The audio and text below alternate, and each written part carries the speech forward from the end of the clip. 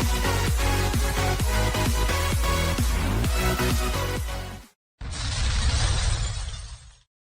मेरे प्यारे बच्चों, आप लोग कैसे हैं? आई होप सो आप सभी लोग बहुत अच्छे होंगे। चलिए हम आपका स्वागत करते हैं आपके प्यारे से चैनल मोशन बायोलॉजी में। तो बच्चों, बड़े दिनों बाद आपकी क्लासेस फिर से स्टार्ट हो रही हैं और आपको पता है प्रॉब्लम नेटवर्क प्रॉब्लम बहुत ही ज्यादा थी और आई थिंक अब वो प्रॉब्लम फिक्स हो गई है। कल से नेटवर्क थोड़ा अच्छा दिख रहा है, पता नहीं कब तक अच्छा रहेगा या परमानेंट अच्छा रहेगा, तो डिपेंड करता है। नेटवर्क सही रहा तो आपकी क्लासेस फिर से अगेन एकदम उसी वे में कंटिन्यू रहेंगी। हर दिन आपको एक लेक्चर मिलेंगे, Monday to Friday 12th class के लिए। बाकी 11th क्लास का भी पैरेलल क्लासेस लगातार चलेगा।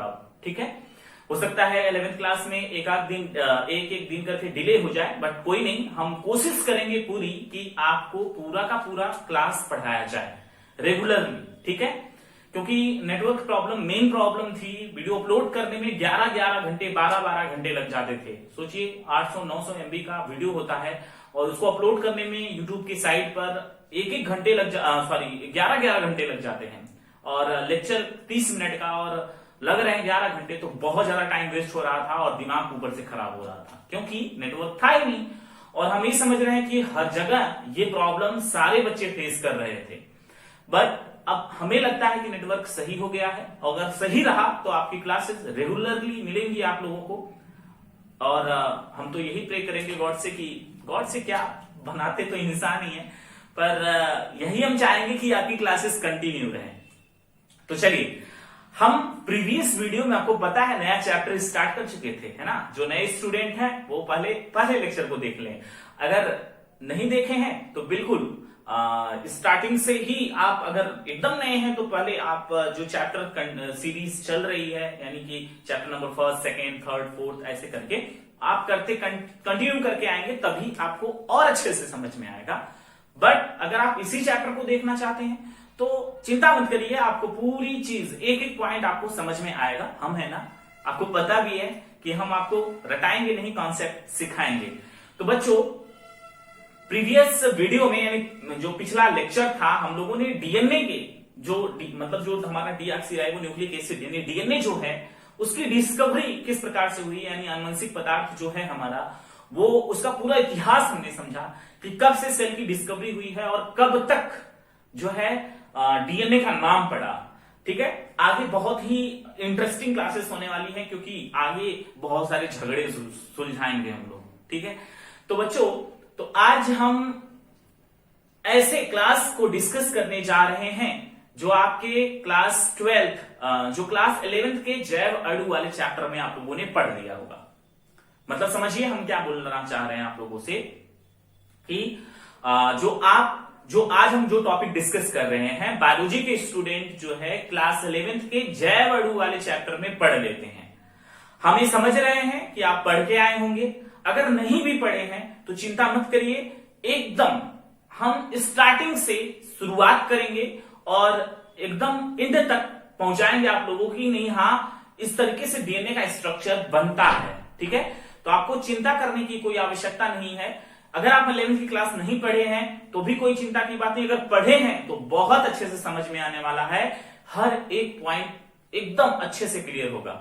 और रही बात आज की क्लास की, तो आज की क्लास में हम केमिस्ट्री पढ़ने जा रहे हैं और रियलिटी ये है बच्चों कि जैव अणु हमें क्लास 11th में बायोलॉजी में पढ़ना पड़ता है और क्लास 12th में केमिस्ट्री में पढ़ना पड़ता है। और केमिस्ट्री का जैव अणु जो है वो बहुत ही बढ़िया नंबर एग्जाम में पूछा जाता है वहां से, यानी ज्यादा नंबर पूछा जाता है, करीब 6 या 7 नंबर का क्वेश्चन वहां से आता है। तो ये जो लेक्चर है वो आपको बायोलॉजी के लिए साथ में आपकी केमिस्ट्री के लिए भी इंपॉर्टेंट है, क्योंकि कई बार डायरेक्टली यहां से क्वेश्चन 3-3, 4-4 नंबर के एक छोटे से स्ट्रक्चर को बनाने के लिए दे देगा और 3 नंबर 4 नंबर के क्वेश्चन आ जाते हैं। तो आप अगर चैट में चैटिंग कर रहे हैं तो आज की क्लासरूम में चैटिंग बंद कर दीजिए और कंसंट्रेट होकर हर एक पॉइंट को जो हम समझा रहे हैं उसको बड़े ध्यान से सुन लीजिए। ठीक है, और साथ में इस पूरे चैप्टर का जो पीडीएफ है, नोट्स है, वो आपको टेलीग्राम चैनल पर मिल जाएगा। टेलीग्राम चैनल का लिंक इसी वीडियो के डिस्क्रिप्शन में मिलेगा। या फिर आप टेलीग्राम चैनल पर चले जाइए, टेलीग्राम ऐप पर जाइए, वहां पर सर्च कर लीजिएगा मोशन बायोलॉजी, मेरा नाम डाल लीजिएगा भाई अंगद यादव, आपको 101% आपको इस चैनल का लोगो मिलेगा, वहां दिखाई देगा मोशन बायोलॉजी करके, एमबी करके। आप वहां पर जाएंगे, आपको हर एक चैप्टर का पीडीएफ फॉर्म में नोट्स है, आप वहां से नोट्स बना सकते हैं या मेरे साथ बना सकते हैं, ठीक है। वैसे हम कहेंगे आप मेरे साथ ही बनाते रहिए, क्योंकि अपना बनाया हुआ नोट्स खूब अच्छे से समझ में आता है। आप कहेंगे सर जी बहुत बात कर रहे हैं, है ना, 1-2 मिनट हो गया बात करते हुए, चिंता मत करिए, हम आपकी क्लासेस भी उसी वे में पढ़ाएंगे। थोड़ा सा बात कर लें, थोड़ा सा अपनी तरफ आपको इंटरेक्ट कर लें, आपको क्लासरूम का फील दे दें, उसके बाद आपकी क्लासेस स्टार्ट करें। तो आज पिछली क्लास में अगर याद होगा, थोड़ा बहुत अगर याद होगा, याद होना चाहिए आप लोगों को, एक साइंटिस्ट का नाम हम आपको बताए थे, कौशल। कौशल नाम आपको पता है? कौशल नाम के वैज्ञानिक ने क्या किया था, वो नाइट्रोजन जो क्षार थे उसकी डिस्कवरी की थी, है ना। कितने प्रकार के नाइट्रोजन क्षार मिले थे हमको? 4 प्रकार के हमें जो प्राप्त हुए। पहले उन्होंने 4 प्रकार का ढूंढा, उसके बाद उन्होंने एक और टाइप पाया ईस्ट में, तो इस प्रकार से 5 प्रकार के हमें नाइट्रोजन क्षार मिले थे। अब उसी के बारे में हम डिस्कस करेंगे, क्योंकि बच्चों जो आरएनए और डीएनए होता है, लास्ट टाइम में हमने लेविन के अकॉर्डिंग हमने डीऑक्सीराइबोन्यूक्लिक एसिड और राइबोन्यूक्लिक एसिड वाले टॉपिक को पढ़ा था। प्रीवियस वीडियो आप देखे हैं जरूर, है ना, नहीं देखे तो फिर से देखिए जाकर, फिर इस वीडियो को आकर देखिए, ठीक है। तो जो हमारा डीएनए होता है, हमारे एक सेल में जो हमारा डीएनए होता है, जिस पर सारी इंफॉर्मेशन पड़ी है, यानी कि अगर हमारे अंदर जो भी कैरेक्टर है, जैसे हम बात कर रहे हैं, हम चल रहे हैं, हमारे लेंथ का, हमारे जो त्वचा के रंग का, हर एक कैरेक्टर हमारे डीएनए में होता है। यानी हम पिछली क्लास में ये भी आपको बताए थे कि डीएनए जो मॉलिक्यूल होता है, जो डीएनए होता है, वो हमारी कोशिका का दिमाग होता है। अर्थात हम ये कहें कि डीएनए जो चाहे वो करता है। डीएनए पर अगर नेचुरली डेथ है तो डीएनए के कोडॉन पर कहीं लिखा पड़ा है, ठीक है। तो हर एक पॉइंट जो है, हमारे हर एक जीन हमारे डीएनए पर उपस्थित होता है, और डीएनए जो चाहता है वो करता है हमारी सेल के साथ, या हमसे वो करवाता भी है, ठीक है। तो अमेजिंग फैक्ट है, आगे हम पढ़ेंगे उसके बारे में, बट अभी आज की क्लास हम नाइट्रोजन क्षार पे रखेंगे। डीएनए के मतलब मॉलिक्यूल लेवल पर, यानी आणविक लेवल पर हम समझेंगे कि डीएनए का निर्माण किस प्रकार से होता है, यानी डीएनए में क्या क्या होता है जिससे डीएनए बन पाता है। क्योंकि आज हम केमिस्ट्री की बात करें तो केमिस्ट्री आज पढ़ने जा रहे हैं, यानी केमिस्ट्री, पूरा टॉपिक केमिस्ट्री पर बेस्ड होगा। अगर आपका माइंड थोड़ा सा भी इधर उधर हुआ बच्चों, नहीं समझ में आएगा, 11th में पढ़ाया जाता है। अगर आप 11th में पढ़े हैं तो ठीक, नहीं पढ़े हैं फिर भी कोई बात नहीं, यहां पर पढ़िए, शुरुआत से पढ़ाएंगे हम आपको, ठीक है। मतलब हम एक एक पॉइंट को अच्छे तरीके से क्लियर करेंगे। तो नाइट्रोजन क्षार में हमने 5 नाम देखे थे, एडेनिन, ग्वानिन, और उसके बाद थाइमिन, साइटोसिन और यूरेसिल, है ना। हम जो है 5 प्रकार के नाइट्रोजन क्षार को देखे थे। उसके बाद हमने एक स्ट्रक्चर और देखा था लास्ट टाइम में, राइबोस शर्करा का, याद है ना आप लोगों को? राइबोस शर्करा का भी स्ट्रक्चर हम लोगों ने देखा था। तो आज हम उसी एक एक जो स्ट्रक्चर है ना, केमिस्ट्री के पॉइंट ऑफ व्यू से उस स्ट्रक्चर को हम ड्रॉ करेंगे, और किस प्रकार से इसका नाम साइटोसिन, एडेनिन, ग्वानिन कैसे याद करना है हम आपको बताएंगे। तो चलिए स्टार्ट करते हैं बिना देरी किए। हमारी आज की हेडिंग जो है पहली, वो क्या है? नाइट्रोजन क्षार। नाइट्रोजन क्षार। अब नाइट्रोजन क्षार होते क्या है, ठीक है। नाइट्रोजन युक्त कार्बनिक यौगिक को हम नाइट्रोजन क्षार कहते हैं, ठीक है। हमने क्या बोला? नाइट्रोजन युक्त जो कार्बनिक यौगिक होते हैं, यानी कार्बनिक होंगे वो, कार्बनिक यौगिक को हम क्या कहते हैं? कार्बनिक यौगिक को नाइट्रोजन क्षार कहते हैं, नाइट्रोजन क्षार कहते हैं। ये कितने प्रकार के होते हैं बच्चों? ये 2 प्रकार के होते हैं, ठीक है। 2 प्रकार के होते हैं। कौन कौन से कहते हैं? कौन कौन से होते हैं? 2 प्रकार के। एक होता है प्यूरीन और दूसरा होता है पायरिमिडीन या पिरान।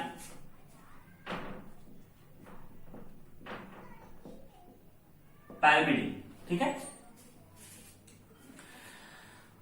प्यूरिन और पायरिमिडीन, ये दो प्रकार के क्या होते हैं, नाइट्रोजन क्षार होते हैं। अब इस नाइट्रोजन क्षार में प्यूरिन जो होता है वो दो प्रकार का होता है, एक होता है एडेनिन और दूसरा होता है ग्वानिन। ठीक है, एडेनिन और ग्वानिन दो प्रकार के होते हैं, ठीक, एडेनिन और ग्वानिन। और पायरिमिडीन जो होता है वो तीन प्रकार का होता है, एक होता है इसमें थायमिन और दूसरा होता है इसमें साइटोसिन और तीसरा होता है इसमें यूरेसिल। ठीक है बच्चों, तो एडेनिन, ग्वानिन, थायमिन, साइटोसिन और यूरेसिल, ये हमें 5 प्रकार के क्या मिलते हैं, नाइट्रोजन क्षार होते हैं। ठीक है, इसको नाइट्रोजन समाक्षार कहते हैं।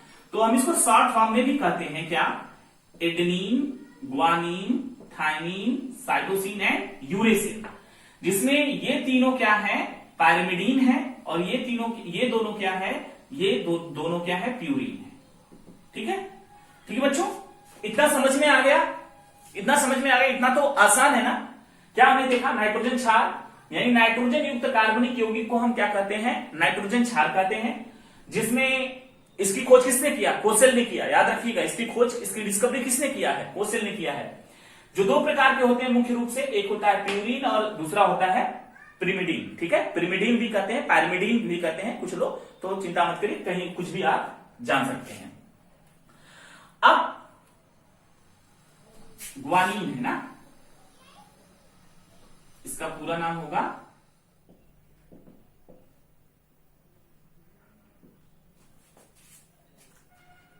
ठीक है बच्चों, तो आपको पता चल गया ये कि नाइट्रोजन क्षार कितने प्रकार के होते हैं, तो 2, और इसमें भी कितने प्रकार हैं, 5 प्रकार, एडेनिन, ग्वानिन, थायमिन, साइटोसिन और यूरेसिल। और उसको हम शॉर्ट फॉर्म में AGTCU लिख सकते हैं। इतने में तो कोई दिक्कत किसी को नहीं होना चाहिए, है ना, आसान है। कोई दिक्कत है किसी को, इसमें कोई दिक्कत नहीं है। अब इसके स्ट्रक्चर को देखेंगे बच्चों, ठीक है, बड़े ध्यान से देखते रहिएगा। हम इसको इरेज करते हैं, है ना, इतना तो आप लोग कर ही लेंगे। चलिए,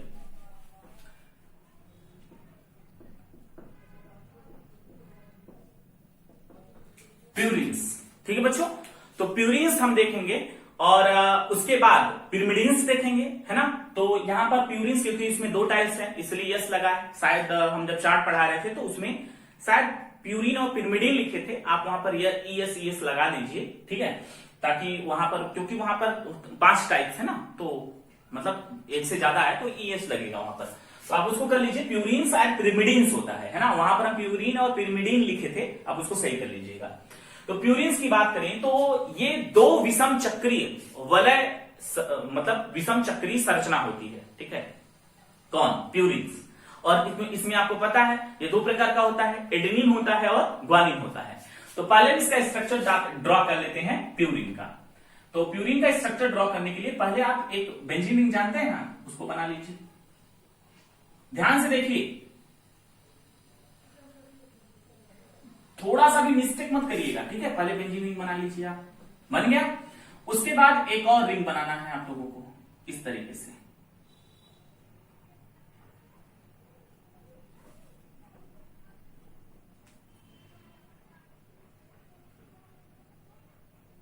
ठीक, थोड़ा सा टेढ़ा बन रहा है, सीधा कर ले,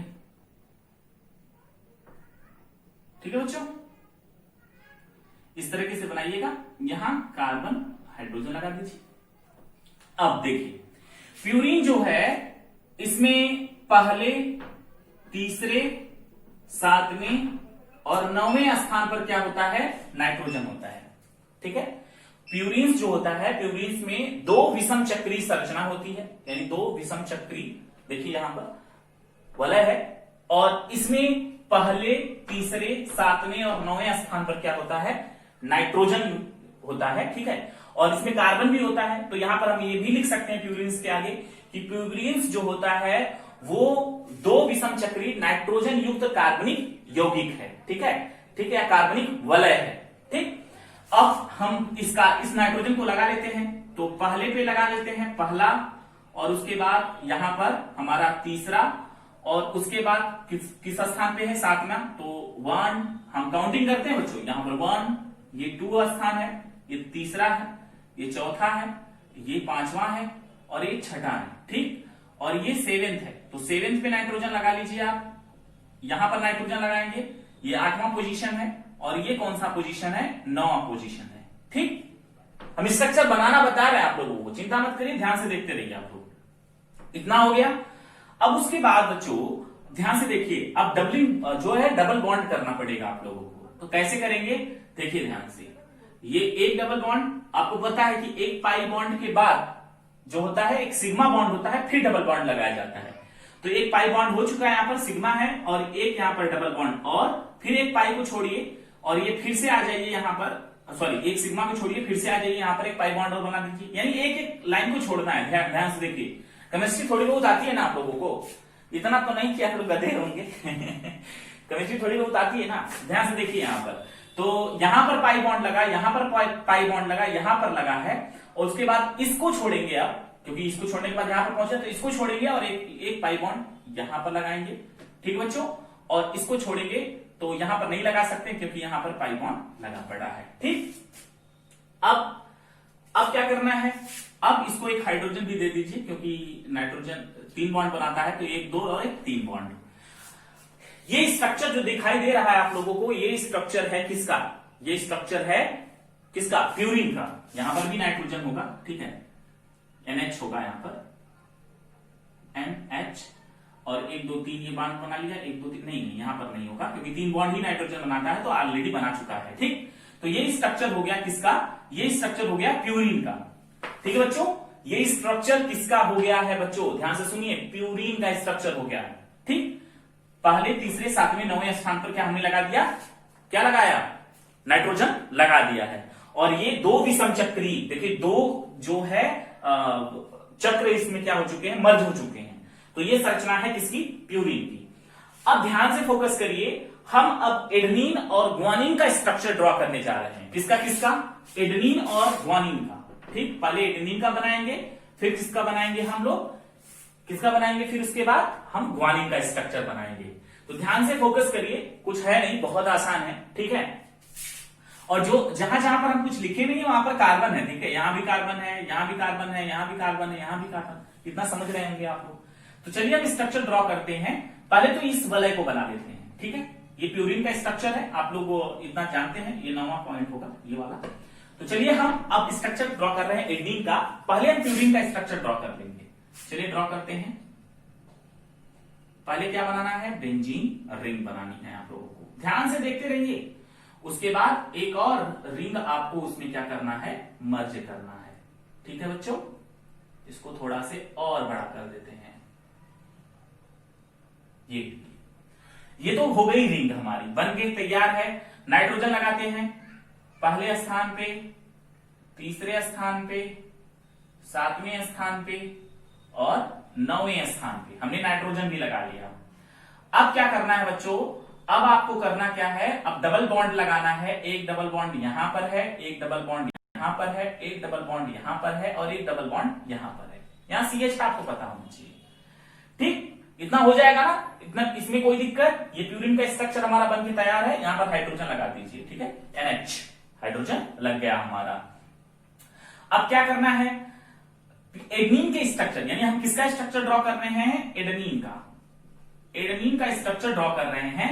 तो इसके लिए ध्यान रखना है आप लोगों को कि एडेनिन के स्ट्रक्चर में 6ठे स्थान पर क्या पाया जाता है, NH2 लगा होता है। किस स्थान पर, 6ठे स्थान पर। यानी ये रिंग हमने बनाया और इसके 6ठे स्थान पर हम क्या लगाएंगे, NH2 लगाएंगे। तो चलिए हम यहां पर क्या लगा देते हैं, NH2। कैसे लग गया, ध्यान से देखिए, ध्यान से देखिए बच्चों। यहां पर कार्बन और हाइड्रोजन रहा होगा, कार्बन और हाइड्रोजन CH रहा होगा, क्योंकि कार्बन है 4 बॉन्ड बनाता है, आपको पता है ना। कार्बन 4 बॉन्ड बनाएगा तो 1 2 3, इसका एक ही बॉन्ड, मतलब 1 2 1 3 हो गया। तो इसके पास एक और हाइड्रोजन होगा, ठीक। तो यही हाइड्रोजन रिप्लेस हो जाएगा यहां पर, और यहां से क्या जुड़ेगा, इस स्थान से जुड़ जाएगा, क्या, इस स्थान से जुड़ेगा NH2, ठीक है। NH2 केवल हम एक्स्ट्रा जोड़े हैं प्यूरिन के स्ट्रक्चर में केवल हमने NH2 को जोड़ा है बच्चों, ठीक है। और जैसे ही हमने NH2 को जोड़े हैं वो स्ट्रक्चर क्या बन गया, एडेनिन का स्ट्रक्चर बन गया। क्या बन गया, एडेनिन का स्ट्रक्चर बन गया, ठीक है। ये और वो समझ में आ गया, ये प्यूरिन का स्ट्रक्चर है और ये एडेनिन का स्ट्रक्चर है, ठीक है। कोई दिक्कत किसी को, कोई दिक्कत नहीं होनी चाहिए, बहुत आसान है। हम इसको इरेज करें, इसको इरेज कर देना, कोई दिक्कत नहीं है। चलिए ध्यान से देखिए, हम इसको इरेज करते हैं। अब हम ग्वानिन का स्ट्रक्चर बनाएंगे, लेकिन उससे पहले हमें प्यूरिन का दो जो वलय है उसको हमें बनाना पड़ेगा। तो पहले क्या बनाना है, बहुत आसान है। पहले देखिए बेंजीन रिंग बना लीजिए आप लोग, बेंजीन रिंग पहले बना लीजिए, क्योंकि बेंजीन रिंग बना रहेगा तो आसानी होगी हमें तीसरे वाले स्ट्रक्चर को ड्रॉ करने के लिए। इसको बनाने के लिए ऐसे कर लीजिए, टेढ़ा टेढ़ा बन रहा है, कोई बात नहीं, आप लोग सही सही बनाएंगे आई होप, ठीक। ये बन गया हमारा किसका स्ट्रक्चर, प्यूरिन का। लेकिन अभी नहीं, नाइट्रोजन लगाना है। एक नाइट्रोजन हमने यहां लगाया, एक नाइट्रोजन हमने यहां लगाया, एक नाइट्रोजन हम यहां लगाएंगे और एक नाइट्रोजन हम कहां लगाएंगे, इस वाले स्थान पर लगाएंगे। लग गया। अब डबल बॉन्डिंग करना है, एक डबल बॉन्ड यहां पर, एक डबल बॉन्ड यहां पर, एक को छोड़ित करना है, एक इसको छोड़िए, फिर डबल बॉन्ड यहां पर, इसको छोड़िए, डबल बॉन्ड यहां पर, इसको छोड़ के यहां नहीं लगा सकते हैं, यहां पर हाइड्रोजन लगा दीजिए, ठीक। क्योंकि यहां लगाएंगे तो यहां भी डबल बॉन्ड, यहां भी डबल बॉन्ड, समझे, इसलिए नहीं लगा रहे हैं। ये हो गया हमारा प्यूरिन का स्ट्रक्चर। कोई दिक्कत किसी को, नहीं दिक्कत है।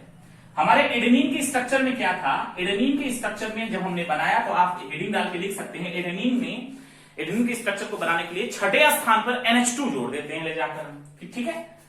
NH2 ले जाकर जोड़ देते हैं तो वो किसका स्ट्रक्चर हो जाता है, एडेनिन का स्ट्रक्चर हो जाता है।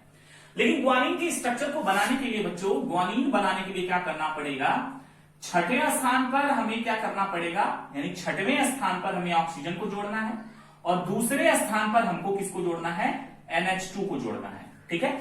छठवें स्थान पर हमको ऑक्सीजन जोड़ना है और दूसरे स्थान पर हमको किसको जोड़ना है, NH2 को जोड़ना है, ठीक। तो आपको पता है ये 1 है, ये 2 है, ये 3 है, ये 4 है, 5 है, ठीक है। ये 4 है, ये 5 है, ये 6 है। तो 6 पर क्या जोड़ना है, ऑक्सीजन। और ऑक्सीजन आपको पता है हमेशा डबल बॉन्ड से जुड़ता है, डबल बॉन्ड। अब डबल बॉन्ड से जुड़ा है बच्चों, तो यहां पर ध्यान से देखिए आप लोग, डबल बॉन्ड से हमने किसको जोड़ दिया, छठे स्थान पर ऑक्सीजन को जोड़ दिया। जैसे ही ऑक्सीजन को जोड़ा तो इस कार्बन के पास कितने बॉन्ड हो गए, 1 2 3 4, ये 5 बॉन्ड हो गए। 5 बॉन्ड ऑक्सीजन बनाता नहीं है, इसलिए आप यहां पर इस बॉन्ड को नहीं लगाएंगे। फोकस करिएगा, आप इस बॉन्ड को नहीं लगाएंगे बल्कि इस नाइट्रोजन के पास आएंगे। नाइट्रोजन के पास 2 बॉन्ड यानी 3 बॉन्ड नाइट्रोजन बनाता है, तो इसलिए हम यहां पर 3 या 5 4 बॉन्ड बना सकता है। तो यहां पर ध्यान से देखिए, यहां पर नाइट्रोजन पे हमने एक हाइड्रोजन लगा दिया यहां पर, ठीक। नाइट्रोजन पे एक हाइड्रोजन लगा दिया तो ये अब ये भी नाइट्रोजन भी बैलेंस हो गया, कार्बन भी बैलेंस हो गया। तो दूसरे स्थान पर हमने ऑक्सीजन लगा दिया।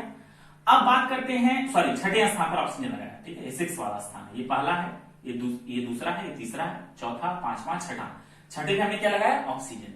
फिर उसके बाद ये 7th है ना। इस रिंग की गिनती पहले कंप्लीट करेंगे, फिर इसकी 7th है, 8th है, ये 9th है, ठीक। अब दूसरे नंबर पे क्या लगाना है, NH2 लगाना है। तो यहां पर हम क्या लगा सकते हैं, NH2 लगा सकते हैं, ठीक। ध्यान से देखिए, अब ये बन गया स्ट्रक्चर किसका, ये स्ट्रक्चर हो गया है ग्वानिन का। ये ग्वानिन का स्ट्रक्चर हो गया और ये किसका स्ट्रक्चर हो गया है, एडेनिन का स्ट्रक्चर हो गया है। बच्चों बड़ा आसान है, बहुत आसान है। अगर आप प्यूरिन का स्ट्रक्चर ड्रॉ करना सीख गए ना, तो आप ग्वानिन और एडेनिन का स्ट्रक्चर बना सकते हैं। और ये आज से 2 साल पहले 3 नंबर का पूछा गया था, बहुत आसान है, ध्यान से देख लीजिए आप लोग, है ना। कुछ है नहीं, केवल रिंग बनाना है। रिंग में आपको पहले, तीसरे, 7वें, 9वें स्थान पर नाइट्रोजन को देना है।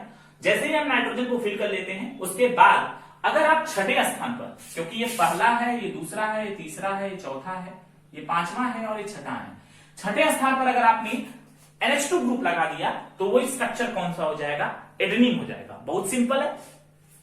और अगर ग्वानिन की बात करें तो आपको छठे स्थान पर ऑक्सीजन करना है। डबल बॉन्ड लगाने से ये वाला जो डबल बॉन्ड था ये हट जाएगा। क्यों, क्योंकि जो कार्बन है वो 4 ही क्या कर सकता है, बॉन्ड बना सकता है, इससे ज्यादा नहीं बना सकता है, ठीक। तो नाइट्रोजन को हम एक हाइड्रोजन दे देंगे और उसके बाद NH2 यानी कि हम दूसरे नंबर पे, ठीक है, दूसरे नंबर पे क्या लगा देंगे, NH2 लगा देंगे, तो हमारा किसका स्ट्रक्चर कंप्लीट हो जाएगा, ग्वानीन का स्ट्रक्चर कंप्लीट हो जाएगा। है ना आसान, बहुत आसान है ना। तो चलते हैं हम अगले पिरिमिडीन्स की तरफ, यानी पैरामिडीन्स या पिरिमिडीन्स जो होता है वो किस प्रकार से उसके 3 स्ट्रक्चर होते हैं। ठीक है, तो इसको इरेज कर दें, है ना, इरेज कर देते हैं। चलिए ध्यान से देख लीजिएगा, आप लोग अपने नोटबुक में राइट भी कर लीजिएगा, क्योंकि आपको ये तो स्ट्रक्चर आने चाहिए इतना, और कैसे हो रहा है केमिस्ट्री में जब बायोमॉलिक्यूल्स पढ़ाया जाता है तो उसमें एक एक करके पॉइंट बता दिया जाता है। चिंता मत करिए, हम सारी केमिस्ट्री इतना ही पढ़ा रहे हैं, ठीक है, उसमें आपको डरने की कोई जरूरत नहीं है। ध्यान से देखिए, अब बात करते हैं पैरामिडीन्स की। पैरामिडीन्स, इसमें बच्चों एक ही चक्र होता है। अभी हमने देखा पिरिमिडीन्स में कितने चक्र थे, 2 चक्र थे, जबकि पैरामिडीन्स की बात करें तो इसमें केवल एक ही चक्र होता है, और उसमें एक चक्र होता है, साथ में इसके पहले और तीसरे स्थान पर क्या होता है, नाइट्रोजन होता है। पहले और तीसरे स्थान पर क्या होता है, नाइट्रोजन होता है। तो पहले तो हम पैरामिडीन्स का स्ट्रक्चर ड्रॉ करेंगे, ठीक है, पहले हम क्या करेंगे, पैरामिडीन्स का स्ट्रक्चर ड्रॉ करेंगे। तो चलिए ड्रॉ करते हैं पैरामिडीन्स का स्ट्रक्चर, ध्यान से देख लेते हैं।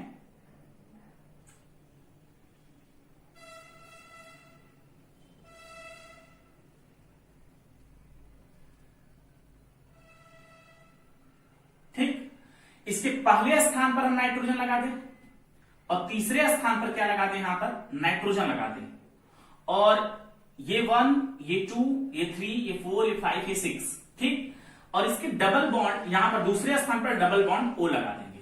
ठीक, अब बच्चों उसके बाद यहां पर क्या करेंगे, एक डबल बॉन्ड यहां पर देंगे, यहां दे नहीं सकते क्योंकि कार्बन 4 बॉन्ड यहां पर बैलेंस है। इसके बाद यहां पर डबल बॉन्ड देंगे। ठीक, ये स्ट्रक्चर हमारा हो गया पैरामिडीन्स का। पैरामिडीन्स का स्ट्रक्चर बनाने के लिए एक ही रिंग की आवश्यकता होती है, और उसके पहले और तीसरे स्थान पर क्या होता है, नाइट्रोजन होता है, और दूसरे पे क्या होता है, ऑक्सीजन होता है। क्या होता है दूसरे पे, ऑक्सीजन होता है बच्चों। ठीक है, तो ये तो हो गया, समझ में आ गया ना। अब आपको पता है पैरामिडीन्स में कौन कौन होता है, थायमीन होता है, साइटोसिन होता है और यूरेसिल होता है, ये 3 होते हैं, है ना। तो हम उनके एक एक स्ट्रक्चर को ड्रॉ करेंगे। तो पहले हमें क्या बनाना पड़ेगा, हमें थायमीन भी बनाना हो, साइटोसिन बनाना, यूरेसिल बनाना हो, उसके लिए हमें पहले पैरामिडीन्स का स्ट्रक्चर आना चाहिए। तो चलिए देखते हैं यहां पर इसकी स्ट्रक्चर को। पहले आप लोगों को इस पैरामिडीन वाले स्ट्रक्चर को ड्रॉ कर लेना है। तो चलिए ड्रॉ करते हैं। ये हो गया हमारा पैरामिडीन्स का स्ट्रक्चर। ठीक, उसके लिए हमें क्या लगाना है, यहां नाइट्रोजन लगाना है, और तीसरे नंबर पे क्या लगाना है, नाइट्रोजन लगाना है, और उसके बाद यहां पर डबल बॉन्ड O लगाना है। ठीक है, यहां पर डबल बॉन्ड दूसरे स्थान पर O लगाना है। तो ये तो हमारा हो गया किसका स्ट्रक्चर, पैरामिडीन्स का स्ट्रक्चर। ठीक है बच्चों, पैरामिडीन्स का स्ट्रक्चर यहां पर बनकर तैयार हो चुका है। अब ध्यान से देखना है आप लोगों को कि हमें पहले क्या बनाएंगे, हम लोग थायमीन बनाएंगे, है ना। हम थायमीन के स्ट्रक्चर को ड्रॉ करने जा रहे हैं। किसके स्ट्रक्चर को, नीचे लिख दें इसको, है ना, किसके स्ट्रक्चर को ड्रॉ करेंगे, यहां पर थायमीन के स्ट्रक्चर को। तो थायमीन के स्ट्रक्चर को ड्रॉ करने के लिए आपको याद रखना पड़ेगा, छठे स्थान पर भी ऑक्सीजन लगाना है ना। जो 6 वाला स्थान है इसका, उस स्थान पर क्या लगाना है, ऑक्सीजन लगाना है, और जब उसके बाद यहां पर ऑक्सीजन भी लगाना है, और 5वें स्थान पर यहां पर CH3 लगाना है। ठीक है, 5वें स्थान पर क्या लगाना है, CH3 लगाना है। तो हम इसको यहां पर बता दें, तब आपको अच्छे तरीके से समझ में आ जाएगा। हम किसका स्ट्रक्चर ड्रॉ करने जा रहे हैं, थायमीन का। तो याद रखना है उसमें थायमीन के स्ट्रक्चर में छठे स्थान पर क्या लगाना है, हमको ऑक्सीजन लगाना। तो ये हमारा पहला स्थान है, ये दूसरा है, ये तीसरा है, ये चौथा है, और ये 5वां स्थान है, ये छठा स्थान है ना। तो छठे स्थान पर हमें क्या लगाना, ऑक्सीजन, और ऑक्सीजन क्या करेगा, डबल बॉन्ड बनाएगा। ठीक है, डबल बॉन्ड बनाएगा तो ये वाला बॉन्ड क्या हो जाएगा, यहां से हट जाएगा। जैसे ये हटेगा, नाइट्रोजन को अपनी बैलेंसिंग पूरी करनी है, तो इसलिए हाइड्रोजन के साथ ये जुड़ जाएगा। ठीक, तो ये तो हो गया हमारा, ये एक स्ट्रक्चर हो गया। अब उसके बाद थायमीन का स्ट्रक्चर बना रहे हैं, तो इस 5वें स्थान पर हमें क्या जोड़ना पड़ेगा, इस 5वें स्थान पर हमें जोड़ना पड़ेगा CH3। ठीक है, क्या जोड़ना पड़ेगा, CH3, जिसका नाम क्या पड़ता है बच्चों, थायमीन। क्या पड़ता है, थायमीन। और इसका दूसरा भी नाम है इसका दूसरा नाम है 5 मेथिल यूरेसिल, ठीक है, 5 मेथिल यूरेसिल, ठीक है। इसका एक और नाम है 5 मेथिल यूरेसिल, और ये नाम जो है मेडिकल एग्जाम में डायरेक्टली पूछा गया है। तो प्लीज बच्चों बड़े ध्यान से फोकस कर लीजिएगा बोर्ड पर, और ध्यान से सुन लीजिए क्या हमने किया।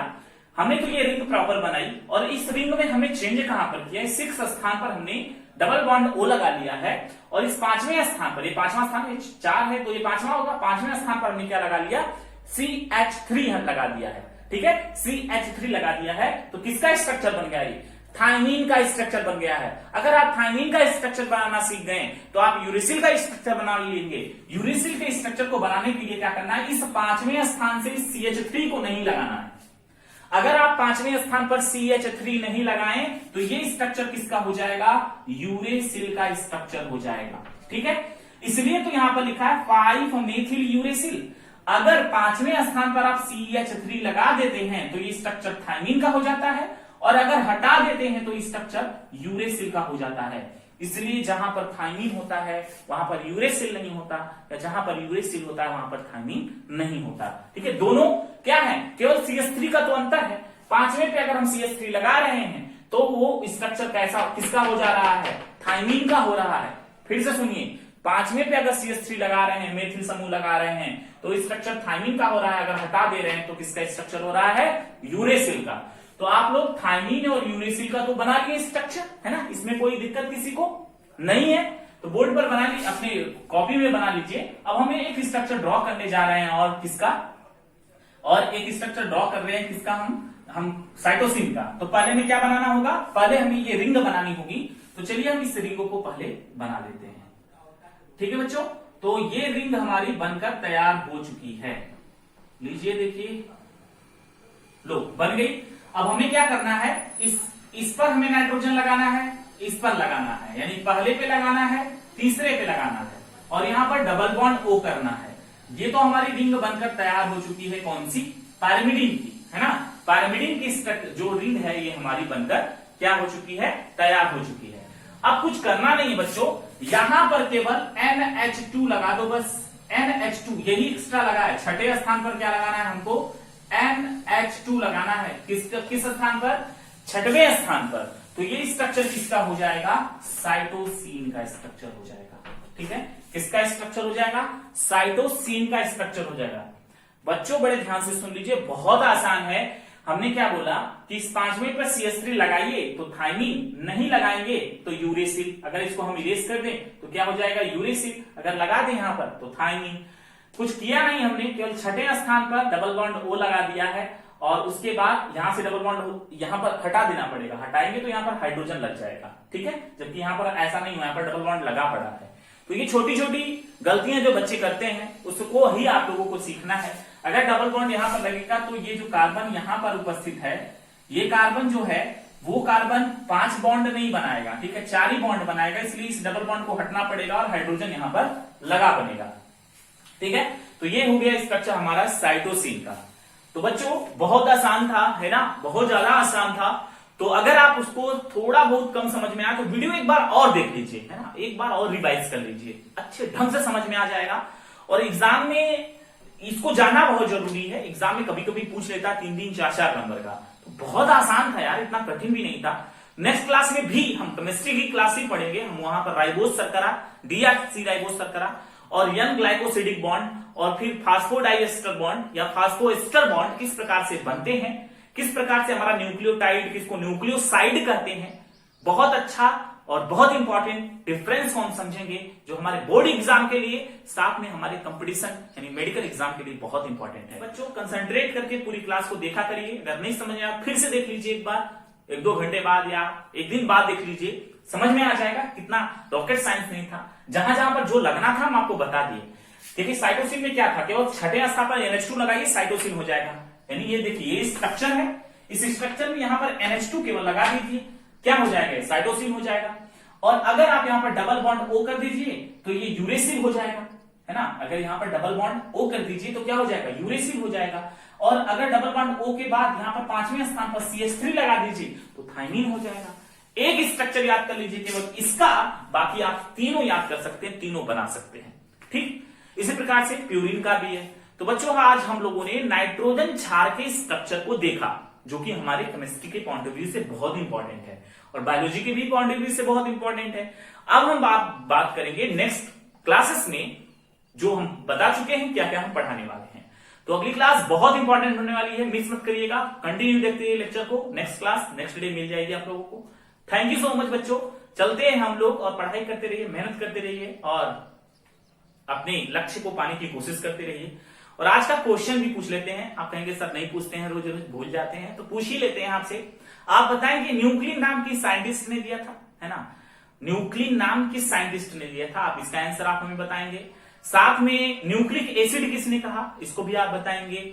और वाल्डेयर ने किसकी डिस्कवरी किया है, सन के साथ लिखेंगे आप लोग, ठीक है।